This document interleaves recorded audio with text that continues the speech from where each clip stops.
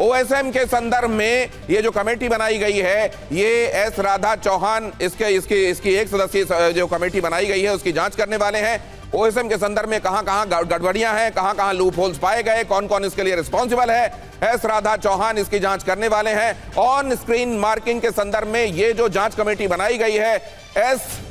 राधा मोहन इसकी जांच करने वाले एक सदस्यीय कमेटी इसकी जांच करने वाली है, और वो सदस्य जो होंगे एस राधा चौहान, एस राधा मोहन नहीं, एस राधा चौहान उसकी जांच करने वाले हैं। शालिनी हमारी संवाददाता और ज्यादा जानकारी दे रही हैं, बताइए शालिनी। बिल्कुल, आपको बता दूं कि कमेटी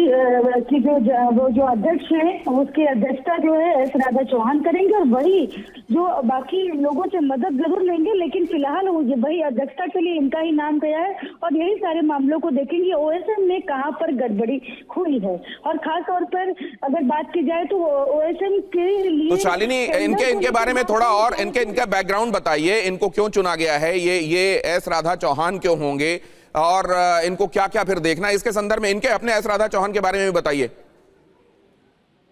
ये जो है कैपेसिटी बिल्डिंग कमीशन में जो है चेयरपर्सन रहे हैं, इस वजह से इनको इन सब चीजों में इनको अध्यक्ष इसीलिए बनाया गया है क्योंकि कमेटी के टेंडर को लेकर तमाम तरह के सवाल भी उठ रहे थे। जिस कंपनी को टेंडर दिया गया उसको लेकर सोशल मीडिया पर भी तमाम डॉक्यूमेंट शेयर किए गए थे, जिसमें कहा गया था कि टेंडर देने में नियमों का जो है पालन पूरी तरह से नहीं हुआ, और इतनी जल्दबाजी में टेंडर कैसे दिएगा ओएसएम को लेकर। तो ये बहुत राधा चौहान जी को इन सब चीजों की फिलहाल जांच करनी है कि आखिर ओएसएम इतनी जल्दी कैसे लागू कर दिया गया, क्या इसके पीछे कोई जांच की गई कि नहीं की गई, किसी को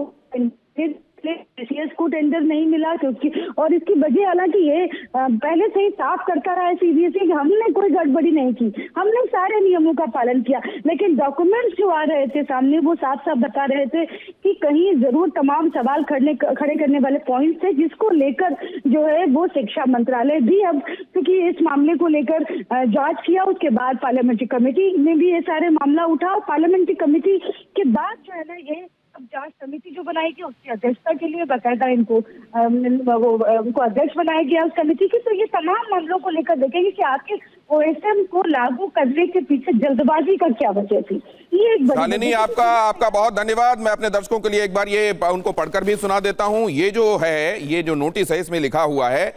Constitution of one member committee to inquire into matters relating to procurement of service for on-screen marking system by Central Board of Secondary Education. और इसी में लिखा हुआ है, one member committee to inquire into matters relating to procurement of services on-screen marking system by CBSE is constituted as under, और उसी में ये लिखा हुआ है कि एस राधा चौहान इसकी जांच करेंगी और 1 महीने के अंदर डीओपीटी को अपनी रिपोर्ट सौंपेंगी। अब जरा इसको समझते हैं, ये 1 महीने के अंदर इसकी जांच और ये बताया जाना कि ऑन स्क्रीन मार्किंग के संदर्भ में क्या जल्दबाजी हुई है, इससे संबंधित लूप होल्स कहां थे और उन लूप होल्स को क्या नजरअंदाज किया गया, और उन लूप होल्स के होने के बावजूद क्या इसको सिस्टम में लागू कर दिया गया और उसी का खामियाजा क्या आज छात्र भुगत रहे हैं, ये इस वक्त का बड़ा सवाल है। आइए इस चर्चा की शुरुआत करते हैं और पहले रणवीर सिंह जी से समझते हैं। रणवीर सिंह जी, ट्रांसफर हो गया तो क्या यह माना जाए कि यह ट्रांसफर होना अपने आप में इस बात को इंगित करता है कि चेयरमैन को रिस्पॉन्सिबल पाया गया है गलतियों का जो कि हुई हैं? देखिए, मैं कहना चाहूंगा कि बात ट्रांसफर नहीं है कि चेयरमैन और सेक्रेटरी सीबीएसई और चेयरमैन सीबीएसई दोनों आईएएस हैं और वो आए डेपुटेशन पे आए सीबीएसई में, और सीबीएसई में जो इंटरनल सिस्टम है जो इसको देखते हैं डायरेक्टली और जो इस बात को देखते हैं, तो उन्होंने इस बात को देखना चाहिए था कि 2014-15 में भी ये ओएसएम पायलट प्रोजेक्ट के तहत लेके आए थे। At that time I was heading the Dehradun region, और मैं ये मान के चलता हूं कि ये फेल हो गया था क्योंकि ये संभव नहीं है। बच्चे जो है सप्लीमेंट्री आंसर शीट भी लेते हैं, बच्चे मेन आंसर बुक के साथ साथ जो है 2 या 3 या 4 सप्लीमेंट्री आंसर बुक भी लेते हैं, फिर सेंटर से पैकिंग होके आती है। तो ये इस तरह से जो है आनंद फानंद में जो ब्लैकलिस्टेड कंपनी थी उसने नाम बदल के अपना ये टेंडर ले लिया, तो इसमें बिना सीबीएसई की मिली भगत के तो हो नहीं सकता। और सीबीएसई के जो लोग हेडक्वार्टर में बैठे हैं सबसे बड़ी बात क्या है कि जो सीबीएसई में एक रेगुलेशन है कि 3 साल से अधिक समय के लिए कोई एक सीट पर बड़ा अधिकारी नहीं रहेगा, कॉन्फिडेंशियल काम में वो नहीं जुड़ा रहेगा। ठीक है। परंतु यहाँ तो 5-5 साल हो गए, 8-8 साल हो गए। राइट,